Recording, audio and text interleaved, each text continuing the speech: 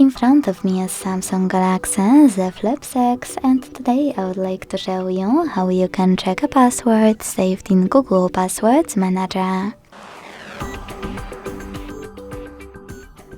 Begin by opening Settings and scrolling all the way down to access Google. Then tap on All Services, Autofill with Google, and Google Password Manager. Lastly, select any password that you wish to check, enter your screen lock,